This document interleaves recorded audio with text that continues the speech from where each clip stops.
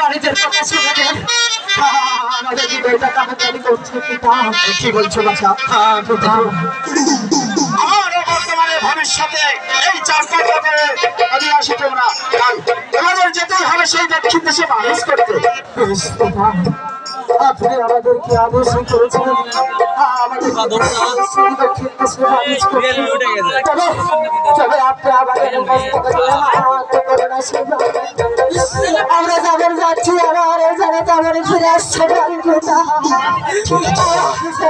তোমাদের মাথায় দিয়ে হাত করে আশীর্বাদ, তোমরা যেমনই যাবে আবার তেমনই ফিরে আসবে বাছা। এই আশীর্বাদ তোমাদের সঙ্গে রইল। দাদা গো আমরা যাচ্ছি সেই দক্ষিণ দেশে আমরা চাইছি বিদায় নিয়ে আমরা যাবো সেই দক্ষিণ দেশে মানুষ করছে আমরা যাবো সেই দক্ষিণ দেশে মানুষ করছে।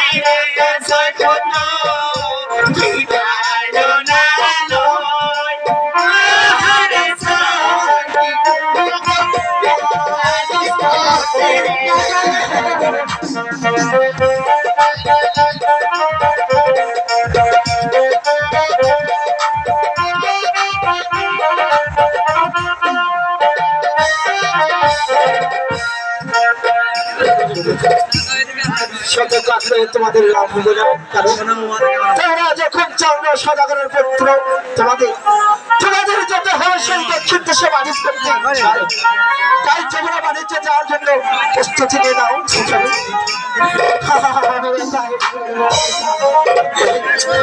তবে যাওয়ার পূর্বে সেই ডিঙ্গা খাড়ায় একটু প্রণাম হয়ে দিবে। কোথায় কোথায় কর্ণধার মাঝি? হ্যালো কর্ণধার মাঝি,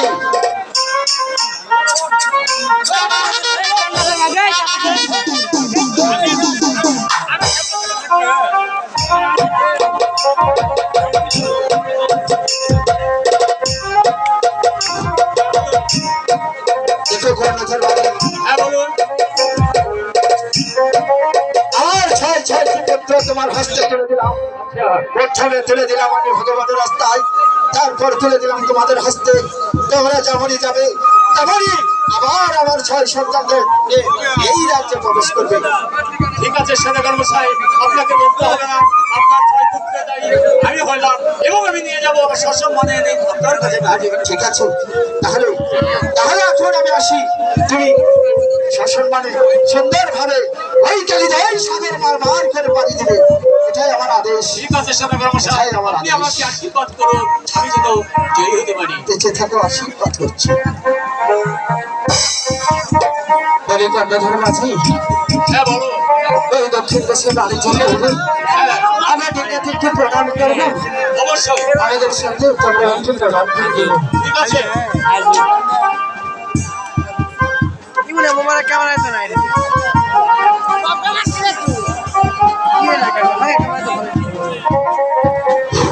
হ্যালো, আমি হচ্ছে ওই যে আমাদের সভাপতি যিনি রয়েছেন কারণ ওনার ওয়াইফ তেজি ইসলাম, ওনাকে আমি হচ্ছে মঞ্চে আসার জন্য অনুরোধ করছি। আপনাদের বিশেষ প্রয়োজন ডেজি ডেজি আমাদের সভাপতি, কারণ ওনার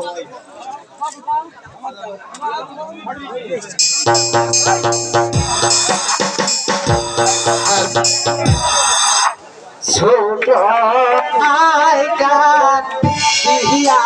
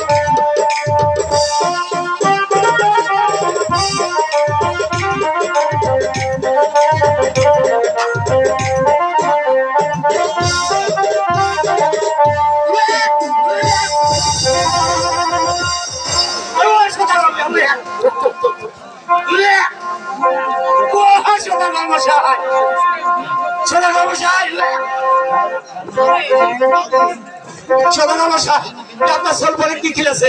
কেন কি হয়েছে? ওরে বাপরে নৌকা আগে মুখটাকে বানাচ্ছে ও আপনাদের ডিঙ্গায় পায়খানা করে দিয়েছে। ওরে বাপরে টাকা মতো ঠিক আছে, কাকুরে কি করছে রে কত